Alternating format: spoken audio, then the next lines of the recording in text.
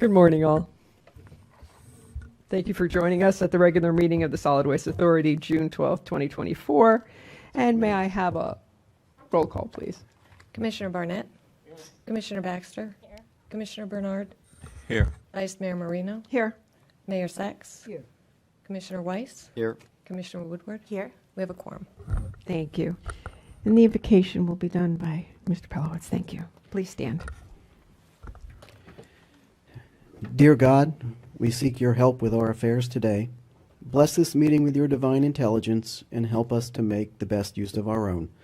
We are of diverse opinion here, yet we wish to reach agreement satisfactory to all. Please share a little of your wisdom with us to help us do right by all concerned. Thank you for your heavenly blessing. Amen. Amen.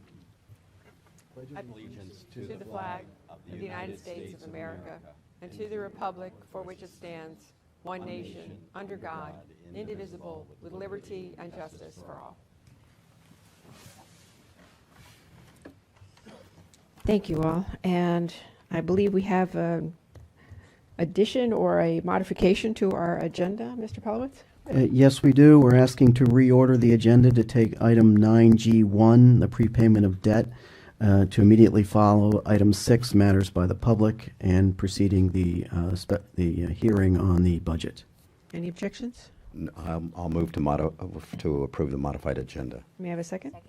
Oh, got a second from both the vice chair, and we have a second and a third. Thank you very much. All in favor? Thank you. Motion carries. May I have a motion to approve the minutes of April 10th, 2024? I got a first and a second from Commissioner Barnett and second from Commissioner Woodward. All in favor? Aye. Motion carries. May I have a motion to approve the minutes for the Citizens Advisory Committee and the Small Business Advisory Committee? Okay, got that? Okay, all in favor? Aye. Yeah. Motion carries. Thank you very much. Because I didn't expect any nays on those. So, all right. So, now that we've considered, we've reordered consent. We have passed consent. Let's go to matters by the public. Anyone wishing to speak? She has to. I thought we approved it already.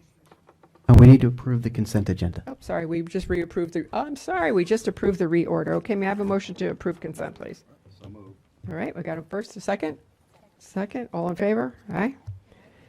Motion carries, thank you very much.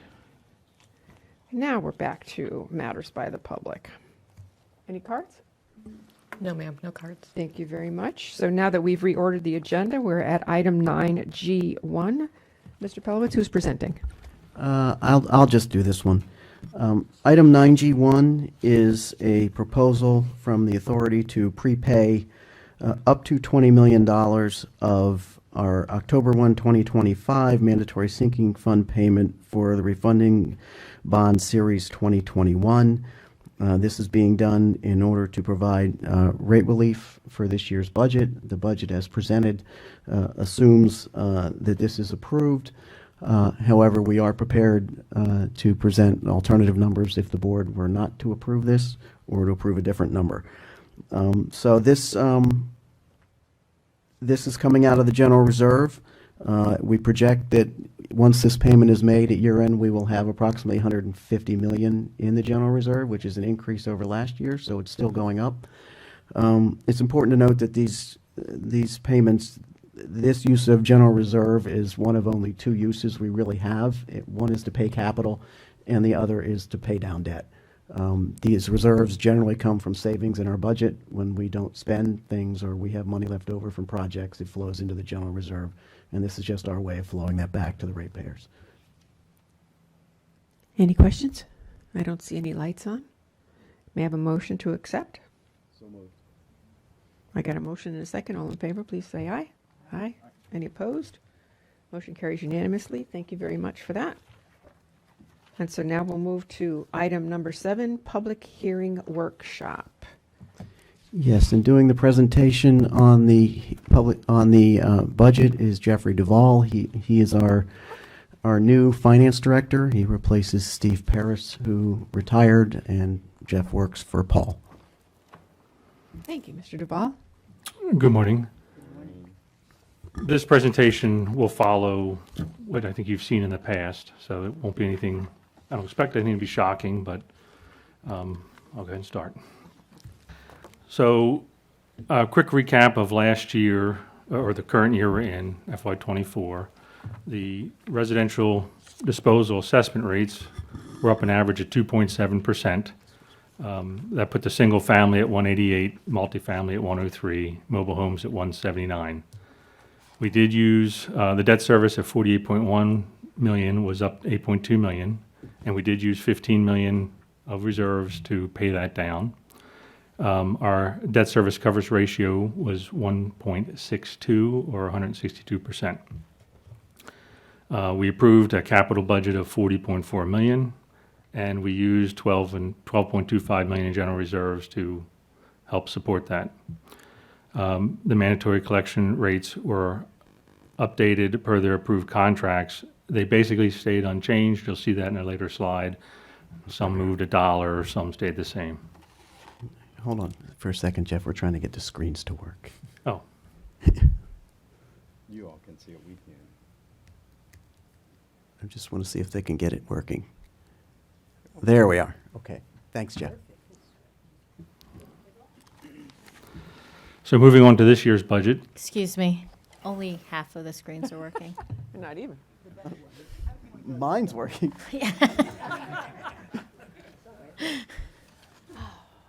And we spent so much time talking about technology yesterday. No.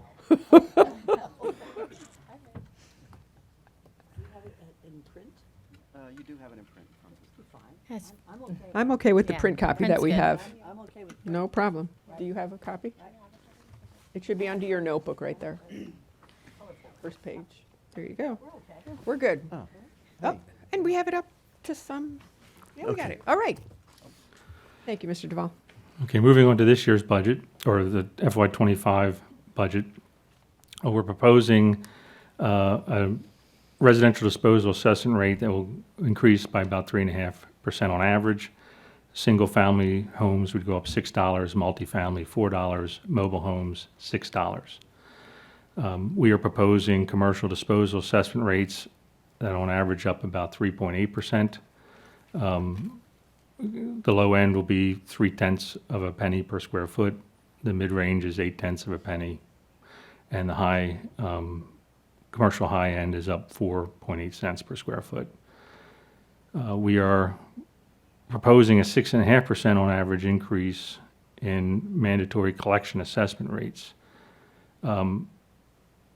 The 1 through 4 and 6 are up 5.43% RRI. 3 and 4 curbside rates include the extraordinary rate increase of 18 cents per month. And SA 5 or Service Area 5 rates were updated per the cooperative agreement and capped at 5%. Total revenues are up 24.4 million, and 21.4 million of that is the disposal. And then I have the assessment rates there. And we are proposing tipping fee changes for 2 items. Building debris, which we're proposing an increase of $30 from 65 to 95. And sludge, we're proposing an increase from 100 to 150.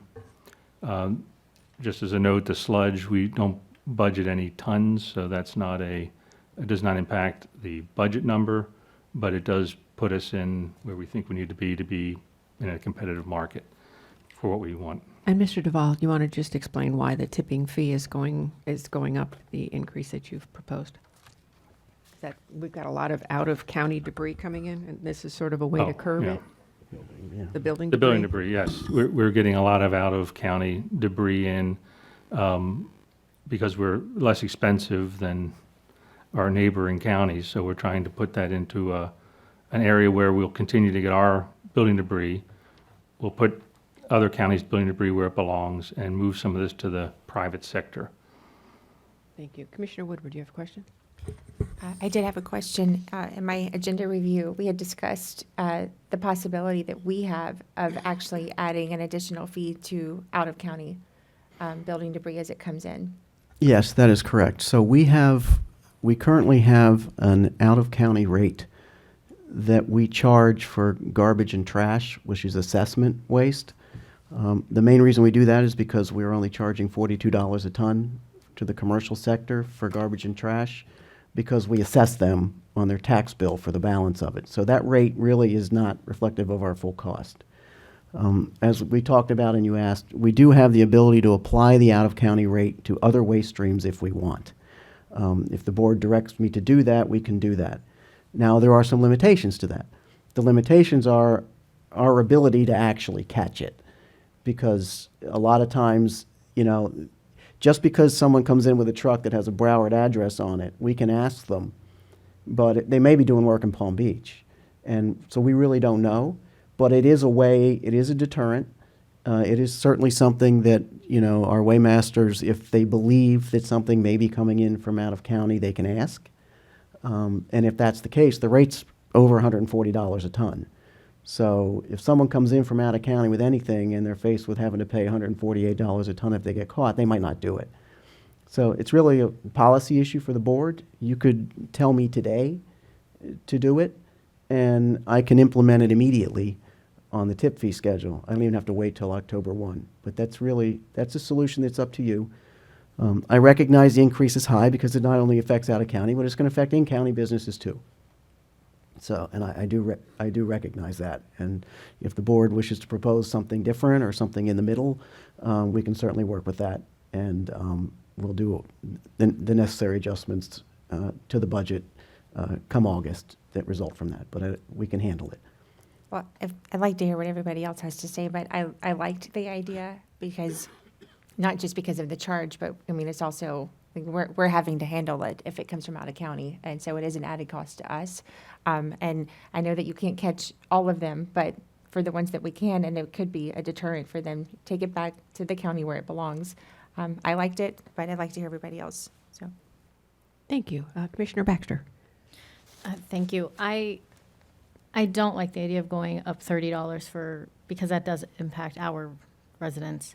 I do like the idea of trying to capture some out-of-county charging more. But with that being said, and I heard a lot of hesitation when we discussed this at great length regarding our ability to necessarily capture that. So if maybe a two-pronged approach might be best, maybe a minimal increase of, I don't know, $10, $15, because, you know, when people are traveling, there's a price of gas and fuel.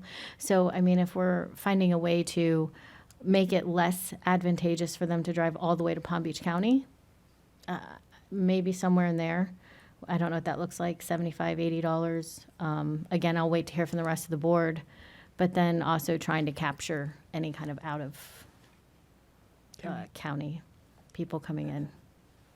Thank you. Commissioner Weiss. Thank you, Chair. So understanding that a lot of this is coming from Broward, it's right over the border. There is not a long ways to go. In fact, it's just right up the road from their facility. I don't mind, I think the idea of a two-prong approach, I would put it in the budget. Because I don't see the issue with building waste, right? It ends up in the landfill. It can't be incinerated, and our landfill space is precious and premium. I mean, if you start thinking about having to develop another landfill, where is it going to be? Who's going to allow it to go in? So I think we need to do everything in our power to try and mitigate for this. I don't have a problem with implementing the out-of-county, but I don't know how you're going to catch it, and I think you're going to end up still getting a lot of material that we shouldn't be taking and using up our landfill space. So I think it's unfortunate that our neighbors to the south have such lower rates, but you know, if people are looking at a 30% savings to bring it up to Palm Beach County, they're going to bring it. So I think honestly we need to do both. Thank you. Mayor Sachs? Thank you, Chairman. Do we ever take our building debris to them? I mean, Boca But, and the reason I bring this up is this. We're two large counties. There's a lot of construction going on in both counties. To folks in Boca Raton, Pompano is probably a little bit closer for them to dump the construction debris than to come up here. And maybe we should look at this in terms of, can we reach an agreement with the Solid Waste Authority in Broward County so that we can cooperate, maybe get an MOU whereby some of our South County debris goes to them, some of their North County. I don't think they're developing as much as we are anyways, but I think that maybe we could open this up to a discussion about whether we could reach an agreement with Broward County and share facilities in terms of geography. I think someone brought up just the gas, taking a big truck up all the way up here to this area. Maybe it's something to look at anyways. If not, I think that whatever we can do to have Broward pay for Broward trash and Palm Beach take care of our trash. But if that gets to be a little bit more onerous and not maybe fiscally feasible, maybe we should open up a discussion with the Broward folks, see if we can't make some kind of an agreement. I'll leave that up to you, Mr. Pelowitz. Okay. Thank you. Commissioner Baxter has her light on, but Mr. Pellis, do you want to respond? Sure. Just to go into this a little more in detail. So we do have, and one of the agreements is on the consent agenda, we do have designated facility authorizations for private construction demolition debris processing facilities in Broward County and one in Martin County to take Palm Beach County C&D down there. Good. Only C&D. As far as anything else, we do have statutory flow control, and so our primary objective in terms of protecting our bondholders and our residents is to not allow Palm Beach County waste to leave the county. Broward County doesn't have that flow control authority, so they really don't have the ability to keep it in Broward County. They would like it, I think, at some point, but they don't have it yet. And so that's really the issue there. For me, I understand with the tipping fees, I have the ability to change a tipping fee in the middle of the year, and then simply report to you on the consent agenda later if I have to do that. And that would be in the case where we're getting inundated with something and we don't want it. So whatever rate you set now, it can be changed mid-year because it's not on the tax bill. It's not part of the tax bill. So whatever rate you set for C&D, construction demolition debris, today or in the future can always be changed at any time during the year. So I just wanted to make sure you knew of that flexibility. Very good. Thank you, sir. Thank you. Commissioner Baxter, do you have a follow-up? With that in mind, would you or the board like to start, maybe let's implement the out-of-county, extra fees and potentially go to 75 and then reevaluate and see if that has deterred anyone, or $80 so that, we can see how that goes. Does that help our problem? Will 6 months be enough time to see if that helps versus just going to the full 95? Yeah, I mean, I think so. I mean, I'm willing to do whatever the board's direction is. It's really up to you as to where that rate gets set. But I am hearing that you do want the out-of-county rate imposed. Mm-hmm. Commissioner Weiss, your light is on. Thank you. Let's talk a little bit about the private providers, because I think that's the other piece of this a possible solution to this, right, is by raising our rates up high enough that then folks will be incentivized to go to the private facilities. What would that take? I haven't checked exactly what their rates are right now. Typically what happens when we raise our rates, they'll raise theirs somewhat, but clearly if we go up this much, it creates a competitive advantage, I think, for the private sector to be able to take more of this material. And we'd obviously like this material to go to them because they are required by their permits to recycle a minimum of 50%. And so that material does not come to us. We don't have the infrastructure to recycle construction demolition debris Right. the way they do. And so we've always wanted to encourage that. So there is some element of the fact that if you do come up somewhat, it may create an incentive to go to them. That's correct. To a motion. So it, I mean, from my perspective, there's obviously a benefit to the private sector to get this work and the fact that they can recycle better than us. I think a compromise is something I could support, but I think the other piece we need to understand is where are they? How high do we need to go? And I understand they're going to try and stay as close to us as they can because they don't want to leave any money on the table. But, at some point, somebody may figure out and say, hey, we can get a big piece of this business if we price properly. So. Thank you.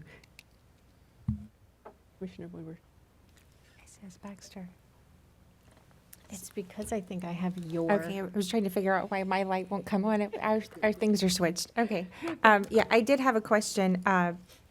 Do we know what Broward's actual tipping fee is, or that's the one you don't know? Yeah, if I may, to Commissioner Weiss's point, the waste management facility, the private sector facility in Pompano Beach is at 95. This price would bring us equal to them. Okay, one of the reasons that we're getting the C&D business is primarily a private sector business, and they're handling the large majority of the material. One of the reasons that we're getting it, ironically, at our Delray facility, which is our smallest facility as well, is because of the difference in that price. The county facility run by Broward County is, I don't know the exact price, it's less than the waste management facility as well. I think they're at, I don't want to guess, I'm not quite sure what the county is, but the private sector waste management is at 95, and that was where this number came from for our presentation today. When was the last time we upped our tipping fee? This particular line item has not been raised in many years. I don't know the exact length of time, but it's been a long time. Okay, and then last thing that I would point out, Broward County does not have a solid waste authority the same way that we do. I think they're working on creating that right now. So for us to try to enter into an agreement with them, they don't have what we have at this point. So there's not like an equivalent for us to do this type of an arrangement with, I don't believe. They have a solid waste authority. But it's fledgling. It's new. They don't have any facilities within their control other than the Broward County landfill. Their landfill. It's down. Yeah, off of 27. So it's pretty far west. south. That's really all they have. So there really is no way. They can't provide capacity for us. Let's put it that way. And we certainly don't want to provide it for them. But we do know waste bleeds across counties. It's going to. And so that's the challenge. We can't stop it entirely, but it is a challenge. But we look at the tipping fees always for these materials on a competitive basis to make sure that we're not we did this with tires a couple of years ago where we upped the tire rate significantly because we were getting inundated with tires. We did it with the livestock waste where we were at $12 and we were getting inundated with livestock waste and we bumped it to 25 and we don't anymore. So this is in line with that. The real question I guess before the board now is where does that number land right now? And so. Well, I do support us increasing it. I guess there's discussion for by how much, especially since it's been a number of years since we've increased and South County is getting a lot from Broward, and this goes to the landfill for us. So we need to push this away to the private ones who would recycle. So I'm in support of doing both. You want to go? I just have a Thank question. you. Commissioner Baxter. Thank you. Are we allowed to have one tipping fee for our south location and a different one for up here?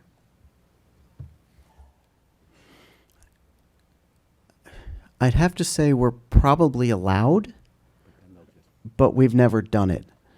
So we always charge everybody the same because that would affect South County residents would end up paying more than North County residents. So, or Central County residents, and I don't know that, it's not something I would recommend. But it is an interesting idea. We've never charged more at, say, the transfer stations than we do up here. And the Right. main reason is we don't want all the traffic coming up here. Agreed, and I'm sure there's some cost to benefit ratio of driving all the way up here, time, money, Yeah, everything yeah. else. But no, and I do understand, and no, I don't want our residents at all to have to pay more. I just think it's terrible. They're the ones who are going to have to, even if we raise this to 75, or, you know, they're the ones who have to pay because of actors out of county coming in. I just, you know, I hesitate to raise, you know, money when everyone is already struggling. Prices of everything are through the roof. So I would support, you know, incremental increases and see where's that point of, you know, reducing the amount of trips maybe from out of county to here. But I definitely don't want to go to 95. Okay, I have no more lights on. I see going to 95 for out-of-county fees because that actually encourages people to go to solid waste, to go to waste management and recycle, which keeps it out of our landfills to begin with. I see a moderate increase for in-county, like maybe to $75. As you said, it hasn't been increased in a while. Building debris is a big portion of what's filling our landfill, and you know, we are getting nearer and nearer, because you're always telling us we're getting nearer and nearer to the point where we're going to lose landfill space. So I would see, again, having a two-tiered, how do we actually implement out-of-county versus in-county? Okay, so this is where the challenge is. This is tough. But we do have an out-of-county rate. It's our full cost rate. It's currently $148, I believe, a ton. So that would be the rate that we would be applying to this. It's a challenge because it falls on the waymasters who are in the scale houses who have to try to identify, you know, what out-of-county is and ask the right questions. So it can produce a little conflict at times. We can't prove it. We don't have a half hour to have them dump and go through the stuff and figure it out. But we do catch them. Some people will admit it. That happens. So I'm not saying we're going to catch a lot of them, but what I am saying is if we post the number and we put it prominently up there, it may have a deterrent effect because they may not want to risk getting caught. And maybe the increase, a moderate increase initially, will have some effect, and we'll see what it looks like. And if it doesn't work, then we can always come back to the board and try to address it a different way 6 months from now. I do see finding a way for this. As you said, we don't recycle, and I would appreciate where this would be going to waste management so they can recycle it. So putting the cost at the same cost there is actually a benefit to both of us. Again, we don't want to put the burden on our county residents. So if there is a tiered effect that we can do, I'd appreciate that. Mayor Sachs, you're next. Thank you, Chair. Thank you, Chairperson. Is there a penalty if somebody comes in from Martin County or Hendry County or Broward County and dumps in uses our facility? I don't want to say dumps, but nice way to say it is uses our facility that Palm Beach County taxpayers are taking care of. And if not, can we impose a consequence for using our facility for out-of-county debris? That's a very good question. It's more of a legal question, and because I'm not sure if the county could adopt an ordinance to do that. There's been Supreme Court rulings regarding the Commerce Clause and the treatment of solid waste as a product, and the interstate transportation of waste, and I don't think that states can prohibit waste from coming into their state from out of state, but I'm not so sure about counties, and I would have to come back to you on that one with a legal analysis to let you know whether I we don't can. have that answer right now. We can look at it if you want us to come back. I think for that- the August meeting. I think that it's important, Mr. Attorney, that when we look at what each county, and, you know, to be fair, this should be for, I'm sure the same law is applicable to all the counties in the state, that if one county's taxpayers are obligated to pay for their facility, that be used by that county's taxpayers. And again, whatever is good for us is good for all the other counties as well. And I'd be interested in that answer, because I think then it would give us a roadmap to determine whether we should even charge more for another county's debris. And if we can't, I mean, if there is a rule against it, then maybe we just stay quiet and leave it alone. And if we find somebody from another county, you know, we should proceed as we have. I don't know, but I think it's worth looking into. We are charging a different rate, you know, I think based on, because of the fact that out-of-county users are not, and I hope this is on, out-of-county users are not paying our assessments, I think as Dan alluded to. So I don't think we'd call that a, thank you, I don't think we'd call that a penalty. I think we'd call that a, you know, a rate that's based upon the assessment not being paid by those out-of-county users, which we do. An additional fee based on the fact that our taxpayers have paid up to so much, and that particular, you know, truck has not, and so they would be liable for that. It's a little bit like going into a city park. If you're not a member of that city, you have to pay a fee to get into their. And into the we do park. have the out-of-county rate. I think, as Dan alluded to, there are some concerns about how that actually gets applied, and you know, the process for that. I think I'd like for him to look into it if it's okay, Mr. Pelowitz. Absolutely. Okay, Fine. thank you, sir. Commissioner Weiss. Thank you. Dan, did I hear you correctly and say that the actual cost is $142 a ton? The actual cost for garbage and trash, which is what we assess for. So if you take the assessment, the residential assessment, and divide it by 1.1 tons per year approximately per single-family home, it works out to about $148 a ton. So $148. I think, I believe it's 148. Yeah, So- Christina's saying yes. So. Okay, so it's 148, so the actual cost, so people in county right now are receiving a tremendous discount. So if I did the math properly, they're getting about a 65% discount. Even if you go to $95 a ton, they're still getting a 44% discount on the actual cost. You know, and I only bring that up to say, they're paying below cost, and now you're having people incentivized to bring their stuff here, to bring their building materials here because of that discount that we're providing to our folks. So I think I agree, we do both. I'm willing to at this point, I can go $75 or $80 a ton to start with, and see if that, and then the $148 for out of county, to see if that in fact stems the tide. But if not, we look at this again in 6 months, and if not, then we'd be willing to go to 95, and they're still getting a 44% discount on what the actual cost is.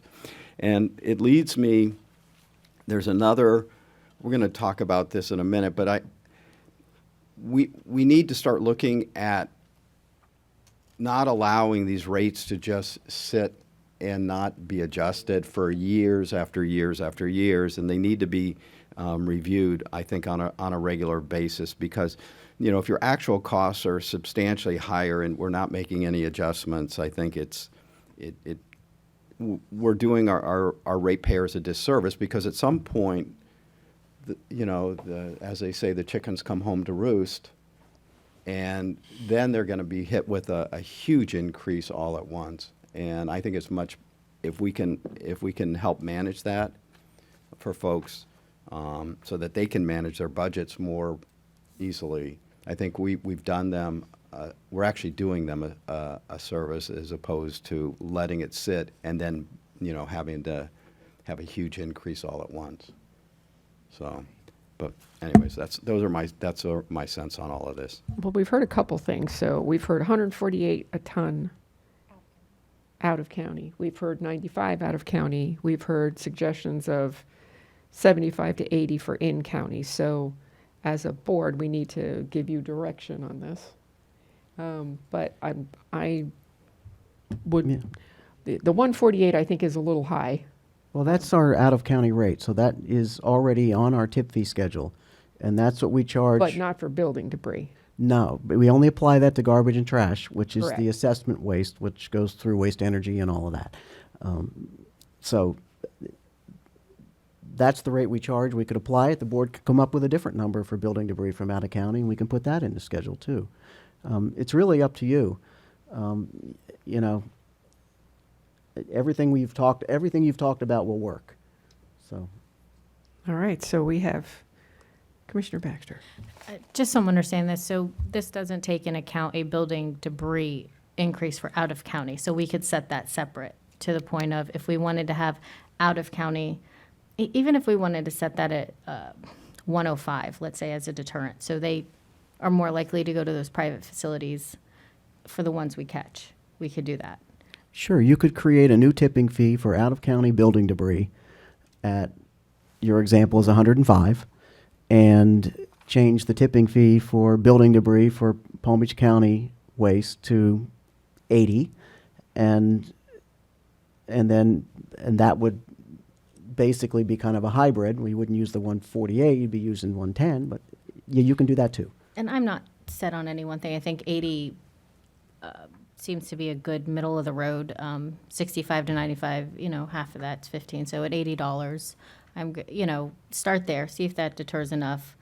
We haven't really discussed, because we've been discussing the 148, a different fee. So what everyone else would like to see is a tipping fee for out-of-town residents coming in. So I think that would be, for me, the unknown at this point. Well, I think for clarity's sake, we're talking about two different types of, the 148 is not building debris. We're talking about building debris specifically. So I think that, I'm sorry, Greg? Because your light is on too, so. My comment is that it's not our building debris. These are not our users. Correct. So I have no problem hitting them with the full cost. I mean, they're not from here. They shouldn't be bringing their stuff here. And here's what and I'm going to guess what's going to happen. As soon as we raise our out-of-county tipping fees, the private providers are going to raise their rates. So if we went, my concern is we don't go high enough. They're gonna come all the way up to, if we go they're at 95 now in Pompano. If we go up to 105, they'll just raise their rates up to 105. I don't think they're going to come up to 148. Madam Chair, for a point of clarity, may I ask, have we, what you're talking about is out-of-town,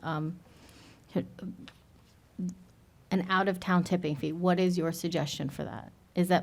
Because we don't currently have an out-of-town tipping fee, do we? We do. Tipping fee. The only out-of-county tipping fee we have is for garbage and trash.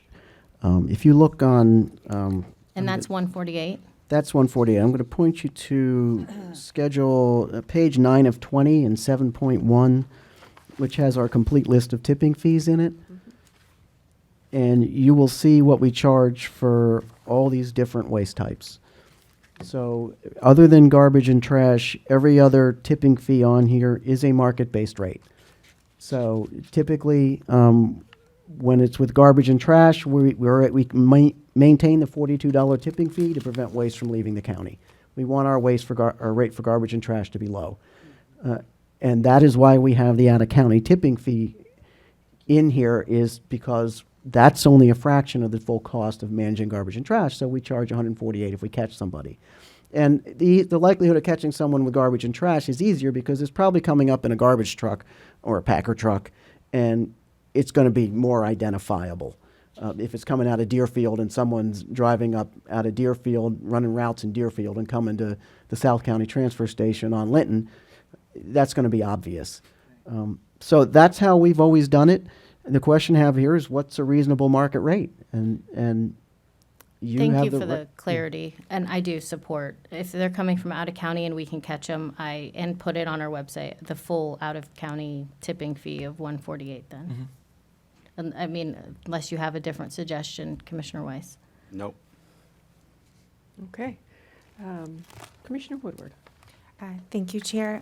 I support the $80 that we were talking about, and then the full, whatever the full rate is for out of county, because there's no reason for us to discount at all anything that comes out of county. Right now, what we're discounting for our residents and our businesses. But I do, as far as the private companies are concerned, they actually do want the business, though, right? Yeah, they do, most of it, to the extent that they can take it. I mean, there's some stuff they don't want, but I think generally this material is generally from renovation contractors, and they probably could use it because it's going to contain, tile and concrete and wood and metal and some other stuff. I mean, there's stuff in there they don't want, is like the drywall and things like that, but, we only ask them to recycle 50% of it, and the balance of it can be disposed of, so. Okay, because, I mean, the concern of the private industries raising the rates, but I mean, they do actually want the business. They don't want to price themselves out of getting it either. But we don't want it because if we take it, it goes in the landfill. Well, And that's right. if we have to landfill our own stuff, that's one thing, but there's no reason for us to landfill anything that comes from out of Well, county. that's correct. And even if it goes through the plant, a lot of it is uncombustible. It's going to end up in the ash, and it ends up in the landfill anyhow. And we're paying the operator of the plant to process non-combustible construction demolition debris, which is also a waste of money. So, yeah, I agree. But so the 148, though, that's for Right now, that's for garbage that garbage. goes and- through the waste to energy. This does not. So is the That's right. 148 even an accurate number for the market? Well, again, the question is how much of a deterrent do you want? The 148 applied to materials other than garbage and trash, applied to building debris, is a big deterrent. Okay. And I think that being as high as it can be doesn't bother me a bit, because I don't want Palm Beach County, I don't want Broward County's waste here either. So, Well, if you're asking me, I fully agree with the concept of going somewhere in the middle now and looking at it in 6 months and applying the out-of-county rate to everything if we catch it, and no longer just focus on garbage and trash, apply it to anything if we catch it. I don't care whether it's vegetation or it's building debris or it's animals or special waste or whatever it is. I I agree. think. No discounts from out of county for any of Okay, it. so we seem to have consensus at 148 for the debris, the building debris from out of county. And I think there is consensus to raising the in-county fee to 80 since it hasn't been raised in a while. Did I get that right? Commissioner Bernard, do you have a comment? Yes, Madam Chair, I do support going to the 80% to increase the building debris for in-county, and then I do support going up to the 148 for the building debris for out-of-county. Thank you. I have a Second. question. Have a question? Mayor Sachs. Yes, thank you. Thank you, Chair. I think that, to me, what's important is that doing this, and this is a numbers game that your staff can answer, Mr. President. Doing this, will we recoup enough money so that our taxpayers are not penalized based on this increase in rates? That's really a numbers game, because just because these people are using our facility, is this going to result in our people, our taxpayers, getting an increase in rates because we have to raise the tipping fees for out of county as well? Because look, the bottom line, at least for me, is that sure, I don't want out of county people using our facilities. However, if we monitor this well, then will that take care of the problem? Or if we raise the rates for them, will that have a consequence of raising the rates for our taxpayers? And I'm not sure I want to go there. Unless we can recoup the money of raising the rates for out of county, that will compensate our taxpayers. Because at the end of the day, that's what I want to take a look at. This is- won't affect is- this won't affect our county taxpayers at all. The only extent that it could affect Palm Beach County Right, is if there's a significant revenue loss associated with not getting the material. But there's also a cost to handling it. I mean, I'd have to go do some analysis to figure out what that actually is. I mean, I can't tell you right now if there's a net revenue gain or loss associated with this material. What I can tell you is if it goes to the transfer station, it's costing us in the neighborhood of $20 a ton just to get it up here. So what they're charging what we're hauling right now is being paid for because we've got to load it in a tractor trailer and we've got to haul it up all here. the way up, right. And that's $20 a ton, which at the current rate leaves you only $45 a ton to process it. And so I don't believe there's a negative net revenue impact associated with losing it. Then I agree with what we've discussed up to now. That's good. Thank you. All right, so it sounds like we had a motion from Commissioner Woodward for the 148 for the out-of-county and 80 for the in-county. Do I have a second on that? I have a second from Commissioner Baxter.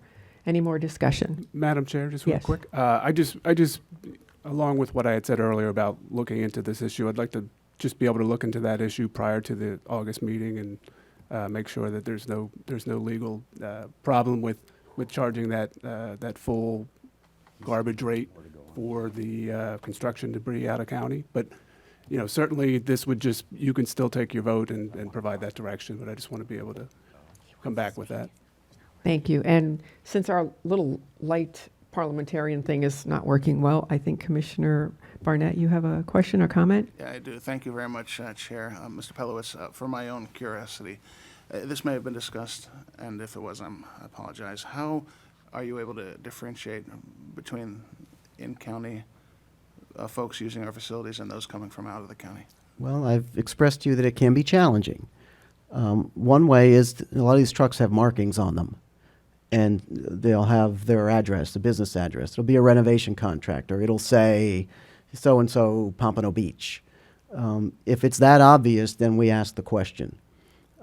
If we happen to find out through some other means that material's coming in from out of county, then we obviously can flag that hauler, that business, and that'll just raise the red flag every time they come in, and that will focus attention on them.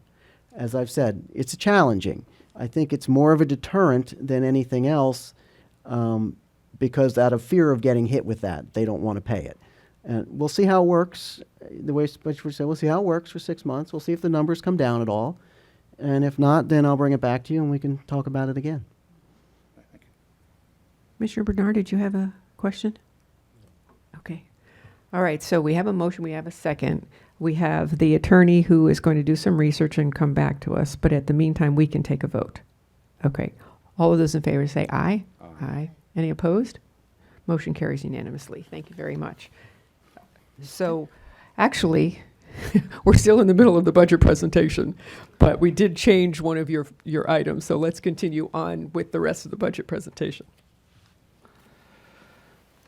Okay. Disposal operating expenses are up 8.5 million or 4%. And there's a breakout there of some of those items. I do want to point out that we are continuing doing the blighted grant, which remains at 750,000, and this is the 10th year that has been running. And we also have about $750,000 in here for increases in property taxes, or insurances. I mean, property and general liability insurance. Operations is requesting 4 new full-time equivalents, and then it consists of 3 tractor-trailer operators and 1 mechanical electrical technician. Our debt service is down 20 million versus the 65.1 million scheduled. That's due to the prepayment. And down 3 million versus the FY24. Our debt service coverage ratio with the 20 million prepayment is 2.02 or 202%. The capital budget is being increased by 4 million to 44.4 million. And the breakout of that is 39.7 million for the renewal and replacement, 4.7 million for the capital improvement projects. Mandatory collection expenses are up 3 million, reflecting an inflation adjustment. And staff is not currently proposing the use of reserves for disposal or collection.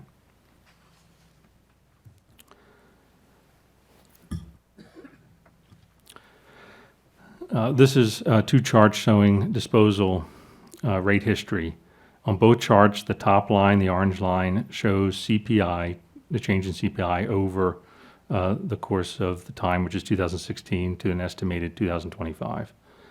The green line is what would be charged if we had just increased our rates by CPI.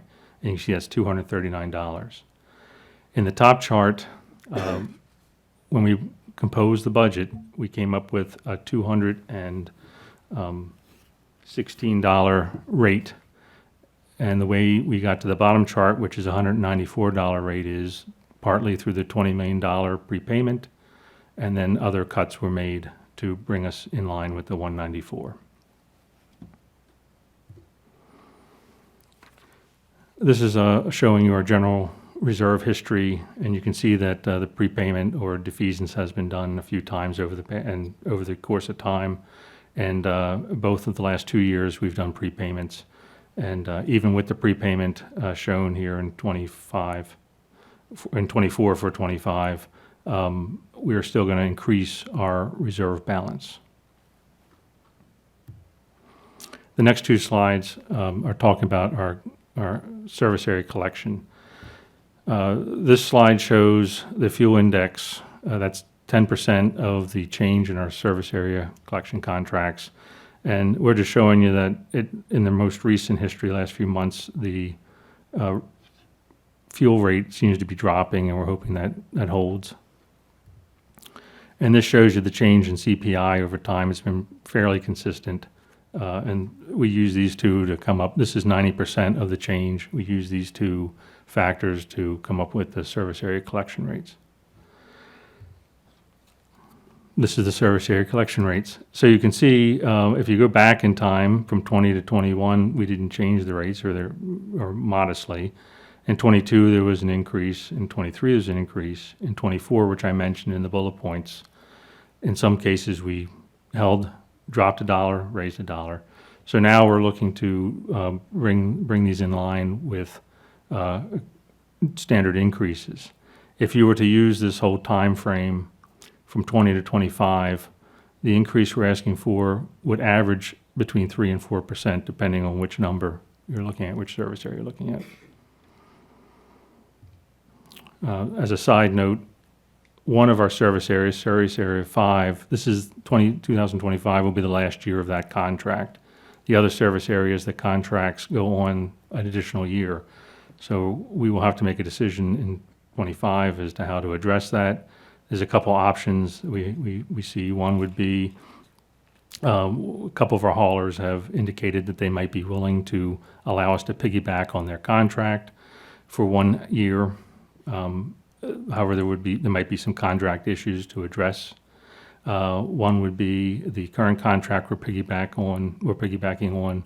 They're going out to bid, provided they do come to an agreement and a signed agreement. We could possibly piggyback on that if they come up with favorable terms.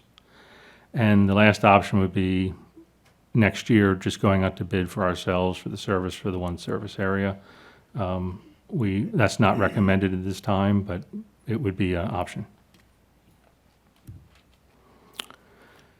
So based on everything we've discussed, these are the proposed rates. It's set at 194 for the service area. We have the tipping fees on the right. I've highlighted the two areas that we've talked about. Of course, they'll change the debris from the 95 to 80.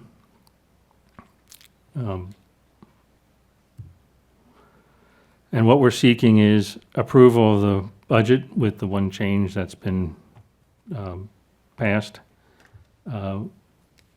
Approval of the fiscal year 25 proposed assessment and tip fee rates, and to continue this until August 21st when we approve the final trim notice. Thank you. Any questions? And Okay. Commissioner Baxter, then Commissioner Weiss. That actually worked. Thank you, Chair. Dan, we go back to the franchise collection agreements page, please? And you have several options laid out here. You have options 1, 2, 3. And I guess they're currently on like a separate schedule, is what I'm understanding. Yes, so the board approved a piggyback of the South Bay contract that initiated in 2019. The other service areas, those contracts began in 2020, FY 2020. So we're 1 year off. We're limited by the special act to 7 years on a contract. So the maximum contract term we can have is 7 years. And then we have to go out and competitively procure it. So right now, we're a little off. The Service Area 5, which is the area that surrounds the Glades, is on its own separate piggyback contract with South Bay. That contract is expiring. South Bay is going back out on the street. We do have an indication that there is some competition potentially for that contract. It served us well because the rate that under the South Bay contract is well below what it used to be when we bid it as a standalone. And the reason is we're doing a couple thousand units that are scattered around surrounding the municipal areas of the Glades, South Bay, Belglade, and Pahokee, and it's just not efficient. There's a lot of windshield time to get there. There's a lot of windshield time, long distance between set-outs to do the service, and so that just lends itself to being a lot more expensive. So what we've outlined here is basically 3 alternatives. One is to see what happens with the South Bay contract. The second, and if you like the rates, we piggyback the South Bay contract. The second one would be to go to Waste Management, who hauls for Service Area 2, which includes the acreage and also some of the Lake Worth corridor, and see if they'd be willing, because they are the current hauler for South Bay, to see if they would be willing to absorb those units into Service Area 2 and service them under the Service Area 2 contract. So it'd be kind of like piggybacking our own contract for 1 year, and then bring everything in line and perhaps leave them together going forward. The final option would be to bid it as a standalone, which I don't recommend for the reasons I stated, is it's not efficient and the rate is likely to be, you run the risk of the rate being really high. So those are the 3 options with that one. And finally, we're 2 years away from new franchise agreements for the other areas. And I think I've mentioned to most of you that I think having a workshop on the collection contract issue this fall is probably warranted so that we can get direction from the board as to where the board wants to go with those contracts. We made a big change last time with the carts, which was challenging but successful, I think. And so I know there's some issues that the board may wish to discuss to provide direction to us when we develop the contract documents to go back out. So those are the 2 issues, what to do with Service Area 5 and then what to do with the other service areas in the next bid cycle. Thank you. And so because these are both my district's areas, both in my district, I liked the idea of bringing them together under the Service Area 2, I believe it was. And I think you said about a year from now, kind of getting it all on the same page. So we're not set off by, the years. I think that makes the most sense instead of having it like a weird outlier is kind of how it sounded when you were presenting it. And also, I am in favor when we do this workshop of including, what it would look like for how much debris is allowed set out for the acreage in Loxahatchee area. It's probably next to the building department, the number 2 thing I was hearing about for a while because, we have much larger lots. And so trying to find a happy medium, what people are willing to pay for and doing, maybe potentially a poll survey or survey of sorts to see how the residents feel. I think we had talked about that. So I appreciated that feedback as well. But yes, I think bringing it under the Service Area 2 if possible. I don't think we can decide that today. Don't you have to?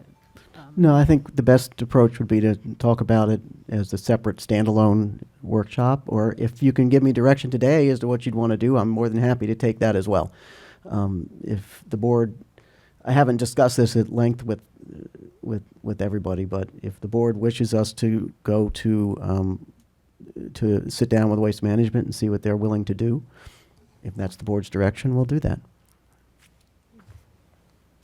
Thank you. Actually, Commissioner Weiss, you were next. Thank you, Chair. This is really, and I'm on to a different topic, so however you want to move forward on this, I'm okay with letting this go till our workshop, and because it's not time sensitive. It has to do with what I want to discuss in this budget is I had a discussion with Mr. Pelowitz that we're going to have to, we're moving forward, or we're going to have to move forward in looking at replacing Ref 1, and that's going to be very expensive. So I asked him where are we going to need to be in order to be able to fund that, and how are we going to do that? And so, and looking again, going back to this stepping up of where we're going to need the rates to be to support it, and it's not a huge increase, but it's not unsubstantial either, and that and I'd like Dan to talk about this, because I think as a board we need to, we may not need to do anything this year, but we need to set ourselves up moving forward, and so I'd like to have that discussion right now. So Dan, can you explain where you believe our rates are going to need to be, and this is the assessment rate, where it's going to need to be to support that replacement? Sure, and it's very preliminary, obviously, because we're talking about big dollars. I mean, preliminarily, I think by the time we issue bonds to fund that facility, if the board decides to move forward with it at some point in time, which is probably going to be $1.5 billion investment, our bonds, our existing bonds are fully paid off in 2031, so you have the ability to layer that debt in after that. But my numbers right now are looking at, could be $150 or $250 a single family home, compared to where we are right now at $194. And that could be as early as 5-6 years from now. So again, it's not, if you look at, the chart with the rates, if we just gone up with inflation, we'd be at 236 already, but it is an increase. And obviously the choice is, do you want to gradually grow into it, or do you want to hit people all at once, keeping in mind that we are currently buying down rates from $216 down to $194 by paying off bonds early. And so the board, And we've also I think, used reserves in the past. using the reserves to do it. And I think one of the things we need to look at going forward is what level of reserves do we want to have going into that project to be able to cash fund a portion of that project, which could include the permitting, the contract development, the procurement documents, procurement, and any other items that are within that facility that cannot be financed with tax-exempt debt, which would include the power block. Any of the power generation aspects of that project can't be funded with tax-exempt debt. So the challenge is it's the one you always have, which is what level of reserves is appropriate, and do you want to apply those reserves to rate relief, or do you want to grow those reserves in order to absorb what we believe is going to be a significant capital investment? I will say that no decision's been made on the replacement for Ref 1 yet. And my recommendation, I've mentioned it to several of you, is to workshop this fall to actually start looking at this project. Because the alternative to replacing Ref 1 is finding a home for 2,000 tons a day of waste that's currently being delivered to Ref 1. And at 2,000 tons a day, at 20 tons a load, that's 100 truckloads a day that have to go somewhere. And Broward? no one wants another, I don't believe anyone wants another landfill in Palm Beach County, at least anytime soon. That means loading up tractor trailers with garbage and hauling it to Okeechobee County or St. Cloud or or somewhere else, which is something we've never done, it's going to be expensive as well. It's not like there's a free ride here. It's expensive to truck waste halfway across the state. There are environmental impacts associated with it as well, with consuming a lot of fuel and emissions and carbon emissions and everything else associated with trucking. So I think we need to talk about it, and I do understand, and I would appreciate some direction from the board, at least prior to next year's budget cycle, as to whether the board wants to continue to pay off debt early or ease ourselves off of it, so that at least going into the budget cycle, I have some direction as to where you would like the rate to be and how much where you would like our reserves to be. Thank you. I think you've got, so we're looking at, so we're at 190, based on what's being recommended for this year, 194. So the expectation in the next 5 years or so to be up, we'll need to be up to about 250, which is about $10 a year. So I think that's what we're looking at. And so I think, and again, not necessarily changing this year's, but I think we need to really get ourselves on course so that the ratepayers, because I mean, we can keep going the way we're going, in which case then they're going to get a $250 annual bill as opposed to $200. And I know that most people prefer to have something that is stable, is predictable, and they know where we're headed. So that was my point, and I just wanted to make sure we had that discussion today. Thank you. Commissioner Bernard. Thank you, Madam Chair. On this topic, I guess my question for Dan is, typically, we have cost increases every year, so when do we make this change? So in that way, because let's say in 3 years, increases could be close to two something. So how do we create the right path so in that way, when we do increase it, it does cover what's needed? Well, I can tell you I will always present you a budget, and we have historically as the authority, we'll always present you a budget that will meet our obligations, that the consulting engineer can sign off on, that meets all of our obligations and complies with all of our indenture requirements. So we'll always do that. The issue right now is we are discounting, using reserves to discount after all of our adjustments, we would be at 211 with the internal changes we made, and we've got it down to 194.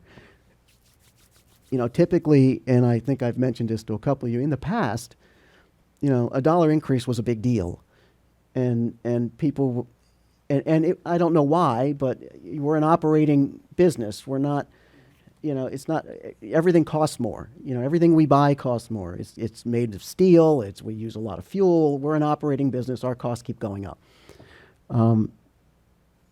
Somewhere between where we're doing right now and $10, if the board tells me that you're okay with a $10 increase next year, you want to use some reserves or no reserves, I can work with whatever you come up with. So when just this year I decided I thought 194 was a reasonable number to hit, $6 increase, use the 20 million in reserves, buy down, but the 20 million wasn't magical. It could have been 15 million, it could have been 12 million. So I mean, direction from you would be really helpful. It really would. Madam Chair, can I follow up? Sure. Yeah, so, I look forward to the workshop, hopefully in the fall, so that way we can have a discussion. And I'd like to also know at that time, kind of like what's, the cost savings, since we're spending $1.5 billion, what is the savings to our residents by doing this, if you don't mind, when we do the workshop? And on the other item regarding the Service Area 5, I support Commissioner Baxter in option 1, but I'd like to also see if we can get the bidding for from South Bay, so in that way that allows us to make the best decision. Thank you. Thank you. Mayor Sachs, you're next. Thank you, Chairperson. Couple of issues. Before we have this workshop, I request that we have some information given to us before the workshop in terms of on location. I mean, I don't know about my colleagues, but I'm not a geophysicist to know where would be the best location to provide a new landfill. And before we make an agreement on this and come to a consensus, I think I'd like to have some expert opinion as to where and why we would choose a particular location. And then secondly, I'm moving along and then I'll be done. The increase in population in our county, does that add to the cost of pickup of tipping fees? Or is there a possibility that since we have a little higher density in some of the, like in my district, would that be part of maybe lowering some of the tipping fees because it wouldn't be so spread out? I know that in Commissioner Baxter's district, there's larger lots and maybe a little more, landscaping debris. But in my district, everything has become a little bit closer. And so possibly we could, be able to make it a little bit less expensive in that particular district to offset some of the other costs. And third and last is this. Before we go to our workshop, I'd like to know, what do we do with the reserves in terms of investment? When we say we pull down from the reserves, where are we investing these reserves? How much are we making on the reserves? And is it a financial benefit to us to pull down money from the reserves? Or is it better for us to leave the money in reserves and continue investing so that our interest back is significant? So these are all answers I wonder if we could have given to us as a group before we get into the workshop. Because we talk about taking money from the reserves, but have we invested the reserves into a fund where we're getting some money back and it's worthwhile not to pull so much down? And then again, with the location of a new facility, everybody's going to say, not in my backyard. But where, and how do we figure this out scientifically and in a proper way? So that's what I would ask, if we could, before the workshop, have this information sent to us before we sit here and make these decisions. Okay. Mr. Pelowitz. Mr. Pelowitz, could you address the replacement? Sure, I can I thought we were talking about it on property here. Yes, so what we're prepared to present to the board at the workshop is 3 alternatives on this site. One is immediately north of the existing facility, one is within the footprint of the existing facility, and the other one is immediately to the south of the existing facility. And so we will present you with those alternatives at that time. That doesn't mean that the board is limited to that. We're not necessarily limited to locating on this site, but it is the easiest to do. It doesn't involve land acquisition and other siting issues somewhere else. We have an existing interconnection here to FP&L, who buys our power. It's an existing power plant siting act site, so permitting is a lot easier. Not that permitting is easy, but it's a lot easier. So there are a lot of reasons why you would want to replace Ref 1 on this site. So that's principally what we're talking about there. As far as the others, we can get that back to you. Yeah, density to some extent. The closer the houses are together, the less expensive it is to service the route, because they can just, they can do 1,100 homes a day on that, as opposed to maybe 800 out in the acreage, which it's much lower productivity because the setouts are farther apart. There's more drive time, less actual picking up time. So that does affect it. But that is why the service areas all have different fees. That's right. And It's already those- reflected in that. Right. Those are the factors that the haulers take into consideration when they bid these. is that. So I think that's an issue, and we'll get back to you. I don't know the rate we're currently earning, but I believe the general reserve is generally in the SBA. Is it? It's at the SBA, yes. Our treasurer is nodding her head, it's at the SBA. So I don't know what their rate is right now, but that's where we have the money. But again, by doing that, by buying it down, we are actually not charging our ratepayers as much. So it is a question of how much interest are we generating enough to offset the less that our ratepayers have to pay. So we're giving a benefit to our ratepayers by doing this. Yes, we're actually putting the money back essentially putting the money back in the ratepayers' pocket for them to invest the way they want to invest it, as opposed to us doing it. And we're very conservative with our investments because as the authority, we can't lose money just right, because I we're an understand operating that, right. entity. But that is, that's the point. I mean, if we can use reserves that we're earning 3% on, maybe. 3%. And I don't know what we're earning, but if we can, but if we're earning. What's that, 9? No, not 9. That's good. That's good. But if we Okay. can use reserves instead of bonding, Right, depending right. on what the bond rates are, I mean, it obviously makes sense. And Very good. Okay, thank you very much for those Thank you. answers. Commissioner Baxter. Thank you, Madam Chair. What's currently in reserves? we project about 150 million by the end of the year. Is that right? 148, yeah. And should we proceed forward, because I feel like it's where we're all going to be leaning with the replacement of the RIF 1. Where would you like to be in our reserves? Well, that's a tough one.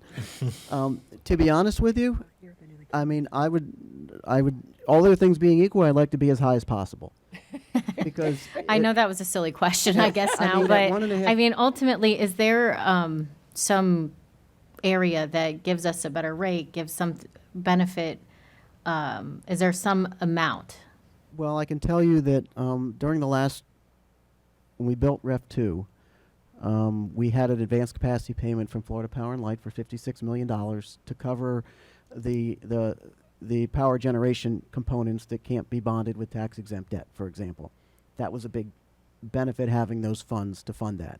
If we had to do that today, you're probably looking at $100 million for the power block. And so it would be nice to be able to cash fund those components rather than going out and taking out taxable debt. I've got bond counsel nodding his head too.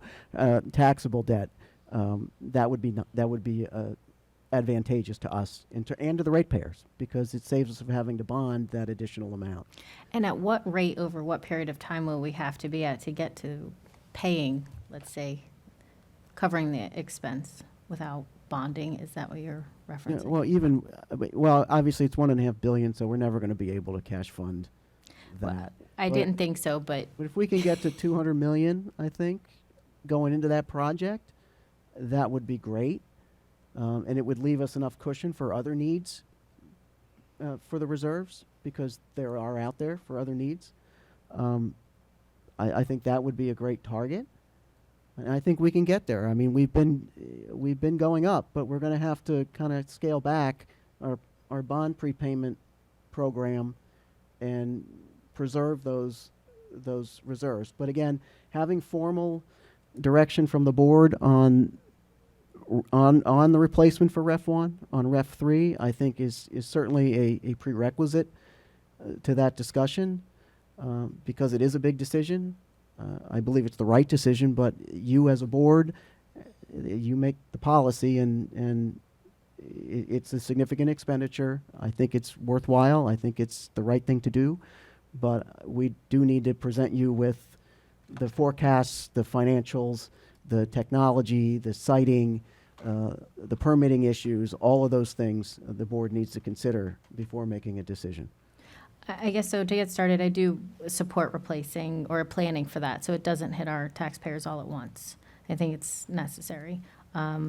And to see what the rates, and I'll wait for the workshop, what those rates look like if we set the goal. And if you could provide us some options of incremental increases, what do the rates look like if we want to get to 175 million? What do the rates look like if we want to get to 200 million or even 225? And that way we have I think, some solid data and give us, that option. We'll present that at the workshop. Thank you. That'll make our rating agencies happy, too.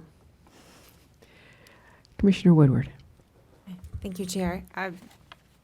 Most of my questions just got answered, but for the workshop, because you mentioned the power block we can't use for tax exempt bonds, but give us,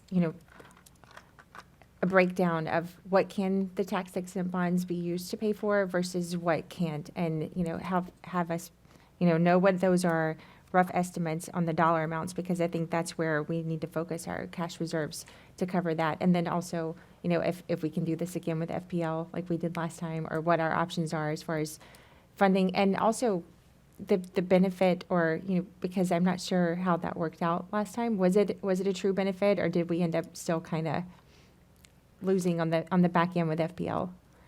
You can save all this for the workshop if you want. It's just, these are questions that I would like answered for Ref 1. And then just to finish up on the collection agreements, I do agree with Commissioner Baxter trying to get them on the same schedule. Of course, whichever way we can get to the best rates for this area is, to be determined by you. But I would think it would be beneficial to have all the zones on the same 7-year schedule. So that's all for me. Commissioner Weiss.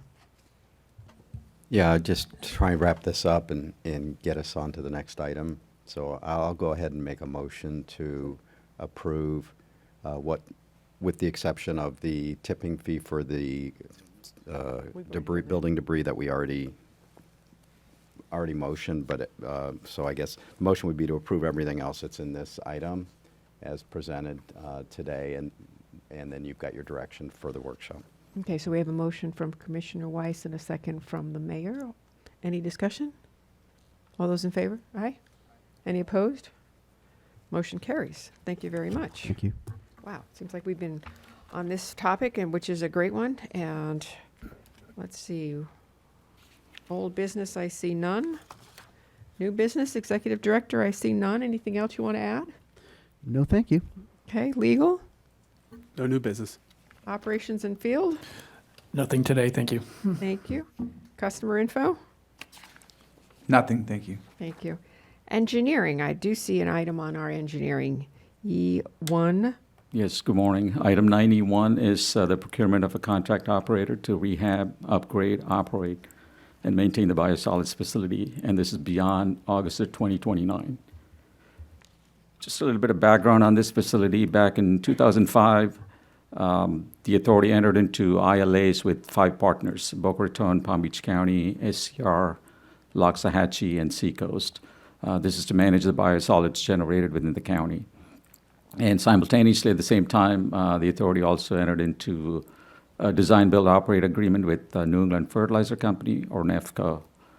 And in 2009, BPF began its operations on August 9th of 2009. And in 2013, ECR joined the partnership, and they started delivering in 2014. So along the way, for the O&M agreement, there were like 5 amendments that the board approved, and the latest being in 2023 to extend their final renewal from August of 2024 to August of 2029. And also in 2023, NEFCO was purchased by a company called Synagro in May of 2023. So let's look at the participants in this ILA. There are total 6, Boca Raton, Loxahatchee, Palm Beach County, Seacoast, SCR, and ECR. And ECR is the biggest partner for deliveries. They're at about 36% of the total. And this chart shows you the deliveries, annual total wet tons delivered. It started about 90,000 from FY 2009 all the way to 2014, and 2014 ECR came on board. So the spike you see is because, they deliver about 40,000 tons a year. And this is total cost per wet ton processed. It started about $44, and now, we're at about 62 and change. So an increase of 2.5% year over year. So planning for the future. So we put together like a master plan. There were 2 phases in this master plan. The first one was we came up with the timeline because this ILA expires in 2029 and also the O&M agreement expires in 2029. So this decision has to be made now, all the partners to be in. So we sent a survey to all the partners, and they all said they're committed to this partnership beyond 2029. So we also looked at the capacity, and we found the capacity to be okay with the projections they provided us. And for the second phase, we also looked at what's the design capacity needed beyond 2029 and looked at the actual capacity, and we found that the capacity is okay, but we need to do some refurb so the facility is reliable, because it's like 15-year-old facility right now, and it'll be 20 years in 5. And we're also looking at the future of biosolids regulations, especially PFAS, that's out there, and the things that could change between now and the next ILA. So the ILA requires the partners to commit to this partnership at least 5 years prior to the expiration, which is about now. So the exact date is 8th of August, 2024, and they have to make a decision, and all of them unanimously, they agreed to stay in the partnership, and they sent their commitment letters to us. And so it's up to the authority board now to approve this thing. And the board has already seen this thing at the BCC back in March. So that was approved for the BCC. And so what's going to happen between now and 2029, once the board approves it, we're going to look at the planning stages and look at the upgrades and modifications needed for the additional capacity. And we're also looking at preliminary design in 2026. And we're going to start the permitting in 2027. Hopefully by that time, the regulations would settle and we would know exactly what to plan for and design. And also we would draft up new ILAs with the partners and also a new contract. And we would do an RFP in early 2028. And so the plan is to have another operator by August of 2029. Any questions? I don't see any. Commissioner Weiss, do you have a question? Nope, just move approval. Okay, I have a motion, and I have a second from Commissioner Woodward. Any discussion? All those in favor, say aye. Aye. Any opposed? Motion carries. Thank you very much. All right, going down our agenda. Planning and environmental programs. No items today, thank you. And we moved 9, so that is gone. Other than that, it looks like comments from the board. Anyone have any additional comments? We still have 9G2. Oh, I apologize. 9G2. I have motion to receive and file the annual report. Would the board like to see the annual report? I don't think we need a presentation, but I'll have It's up to you. take a motion and a second. Madam Mayor, I Yes. move to receive and file the annual report. And I have a Commissioner Baxter as a second. Any other discussion? All those in favor say aye. Any opposed? Motion carries unanimously. Thank you very much. Thank you for that. Went right over it. I see other scheduled matters, no. We've already asked the council if he had anything. He said no. Mr. Pelowitz, anything you want to add?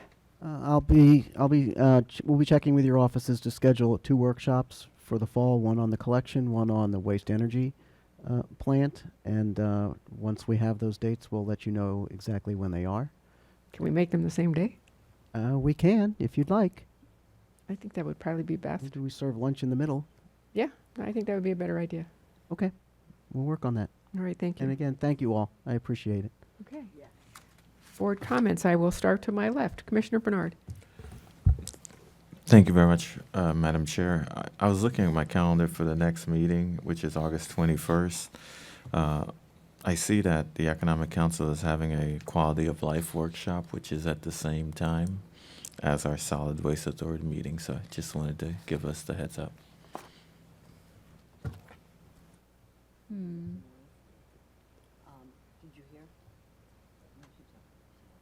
I spoke with them, and I told them we had that meeting, and they said it was okay to miss the morning, so. Okay. And I'll try to keep the agenda as short as possible. Thank you. If there doesn't need to be there, it won't be there. Thank you. Commissioner Barnett. Thank you, Chair. No comments. Commissioner Baxter? Thank you, Chair. No comments. Commissioner Woodward? Mayor, any comments? Everything's good. Thank you. Commissioner Weiss? I have none. We are adjourned at 11 o'clock. Thank you very much.